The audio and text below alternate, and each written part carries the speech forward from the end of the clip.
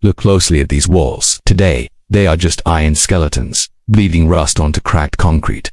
But 40 years ago, this very floor was vibrating.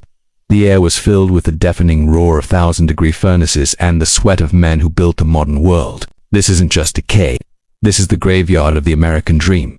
Across the Rust Belt and the Heartland, giant industrial empires were simply left to die. Overnight, the siren stopped. The workers punched out for the last time, and time stood still. Tonight, we are stepping past the no trespassing signs to explore three of America's most haunting industrial ruins. Our first stop takes us to southwestern Pennsylvania, the Cary Furnaces, standing over the Monongahela River like a dark, industrial cathedral.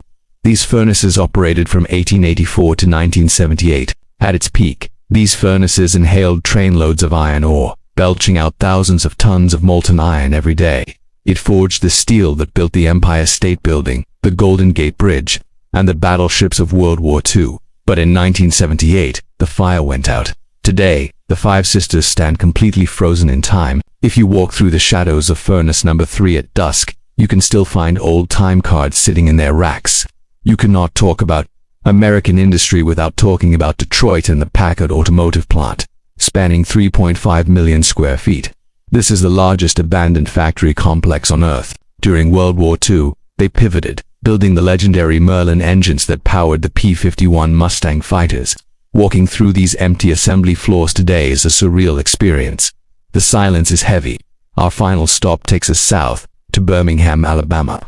The Sloss Furnaces. Sloss is haunting because of what happened inside when the machines were running. Workers were forced to navigate narrow catwalks in suffocating heat, half blinded by toxic gases. Local law enforcement report hearing disembodied screams and seeing moving shadows in the deep recesses of the engine rooms. We don't just look at old buildings, we preserve the stories of the generations who spent their lives inside them. If you want to make sure these stories aren't forgotten, hit that subscribe button. Help us keep history alive. Next week, we explore Centralia, the town where the ground literally smokes and the highways crack open from the heat below. Turn on your notifications, stay safe out there, and we'll see you in the next chapter.